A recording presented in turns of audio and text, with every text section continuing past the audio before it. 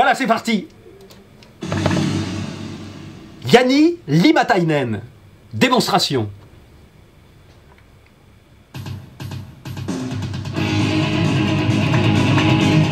Ah, il est bon, hein.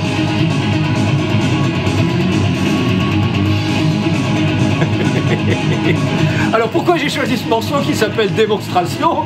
Bon, parce que je l'ai trouvé sur YouTube et parce qu'aujourd'hui, ce soir, je vais vous faire une démonstration.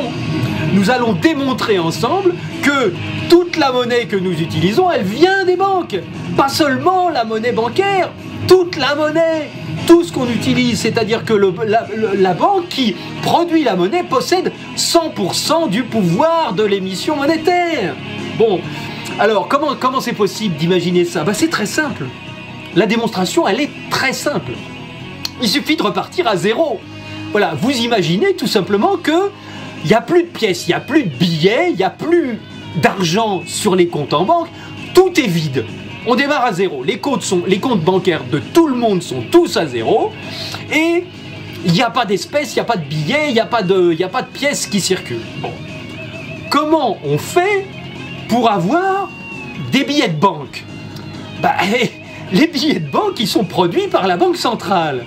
Et la Banque centrale, elle vend des billets de banque aux banques commerciales en échange de titres, en échange d'actions, de titres de dette, en échange d'obligations d'État. Bon, attention, suivez bien le raisonnement, parce que vous allez voir, faut me suivre, hein. Alors, les pièces et les billets, elles sont fabriquées par la Banque centrale et elles sont vendues aux banques commerciales. Et les banques commerciales, qu'est-ce qu'elles font de leurs billets? Elles les mettent dans des distributeurs. Bon. Et nous, qui sommes les agents non bancaires, c'est-à-dire, nous ne sommes pas des banques. C'est ça qui nous définit. Nous, c'est les particuliers, les entreprises, les collectivités locales, les administrations et les États. Voilà, c'est tout le reste du monde. Donc, comment faisons-nous, nous, pour avoir des pièces et des billets aux distributeurs? Eh bien, il faut d'abord avoir de l'argent sur notre compte bancaire. Et là, si on est à zéro, s'il n'y a pas d'argent sur les comptes, comment on fait pour avoir de l'argent sur nos comptes? Eh bien, il faut que quelqu'un fasse la première banque, et il faut que quelqu'un vienne ouvrir le premier compte en banque, qui sera initialisé, évidemment, à zéro. Alors, comment est-il possible que le premier client qui vient dans la première banque et qui se fait ouvrir son compte à zéro, comment peut-il faire pour avoir de la monnaie sur son compte en banque? Il ne peut pas avoir des billets, puisque pour avoir des billets au distributeur, il faut déjà avoir de l'argent sur son compte en banque. Alors, le seul moyen, c'est d'aller voir la banque commerciale et de lui dire, voilà, il y a deux solutions. Soit j'ai quelque chose à vous vendre, est-ce que ça vous intéresse de l'acheter? Et la banque commerciale, elle a quelque chose dont elle a besoin. Elle a besoin des titres, elle a besoin d'actions, elle a besoin d'obligations d'État, parce que c'est avec ça qu'elle va acheter des billets de banque à la Banque centrale. Bon, donc, elle va vous dire, ah, vous avez une grosse entreprise, très bien, je vous achète des actions de votre entreprise. Ah ben c'est parfait ça. Mais alors comment je vous les paye? Dit le banquier. Bah vous lui dites, bah vous avez qu'à m'augmenter de mettre des chiffres, me mettre des chiffres sur mon compte en banque. Et voilà. Le premier compte est approvisionné. Si c'est l'État, c'est un petit peu différent, mais le principe est exactement le même. Quand une banque achète des obligations d'État, il y a de la monnaie qui finit par se retrouver dans les comptes bancaires des agents non bancaires.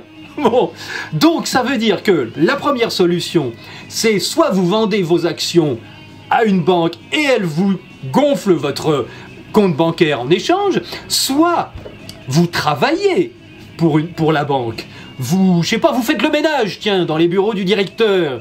Et le banquier vous dit, bon bah très bien, vous avez très bien travaillé, je vais vous mettre, vous avez travaillé là pendant 3 semaines, 1 mois, je vous mets 1 000 € sur votre compte bancaire pour vous payer. D'où ils sortent ces 1 000 €? De nulle part. C'est de la création ex nihilo. Les banques, je vous le rappelle, payent toutes leurs dépenses par création monétaire. Donc, ça c'est le premier moyen. Pour que les agents non bancaires aient de la monnaie sur leur compte. Le deuxième moyen, c'est tout simplement que l'agent non bancaire, le client, dise « Écoutez, je m'engage à vous payer pendant 10 ans, mais donnez-moi de l'argent tout de suite. » Et là, le banquier dit « Génial, combien il vous faut 10 000 euros, je vous tape 10 000 euros de plus sur votre compte bancaire et vous me rendrez sur 10, 20 ans 20 000 euros avec les agios et les intérêts. Vous vous débrouillerez pour trouver ce qui manque. Il faudra que je le crée pour quelqu'un d'autre.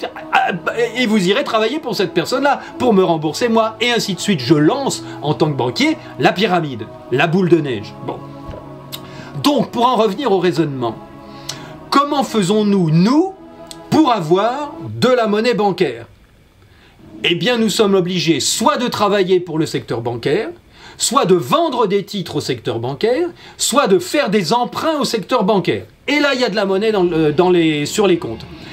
Et comment faisons-nous pour avoir de la monnaie, des pièces ou des billets, pour avoir des espèces?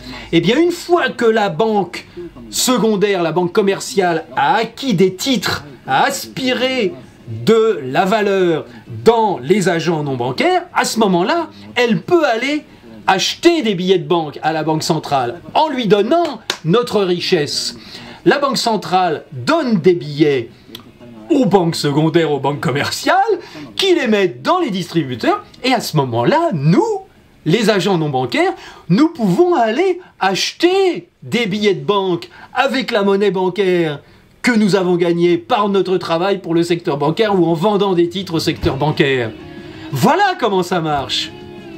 Donc, comme 100% de la monnaie, pièces et billets est fabriquée par la Banque centrale et que 100% de ces billets est vendu aux agents non bancaires contre de la monnaie bancaire, évidemment, toute la monnaie que nous utilisons vient de la monnaie bancaire, vient de la monnaie que nous avons soit empruntée, soit obtenue contre notre travail. Toute la monnaie, 100% de la monnaie. Bon, excusez-moi, je me suis un peu emmêlé, mais j'espère que vous avez compris. Parce que ça veut dire que, contrairement à ce que j'ai dit moi-même pendant longtemps, c'est pas 90-95% de monnaie bancaire et 10-15% de monnaie fiduciaire. Monnaie scripturale, 90%, monnaie fiduciaire, 10-15%. Non! Oui, effectivement, les proportions sont exactes. Mais comme pour avoir de la monnaie fiduciaire, des pièces et des billets, il faut d'abord avoir de la monnaie scripturale, de la monnaie bancaire, bah ça veut dire qu'il faut d'abord que nous ayons 100% de nos moyens d'échange, de nos unités de compte, qui soient obtenus auprès du secteur bancaire, soit par notre travail, soit en leur vendant des titres, soit en leur vendant quelque chose. N'importe quoi, on obtient des chiffres à la place, soit en faisant des emprunts. Et donc forcément, la partie de la société qui dispose de ce privilège de créer 100% des unités de compte qui vont être distribuées, qui vont circuler dans tout le reste du monde, État y compris, évidemment, ce secteur-là possède un pouvoir, possède 100% du pouvoir. 100% du pouvoir. Et nous allons voir dans la deuxième vidéo de ce mini-show en 2 parties, nous allons voir quelles sont les conséquences de ça. À tout de suite.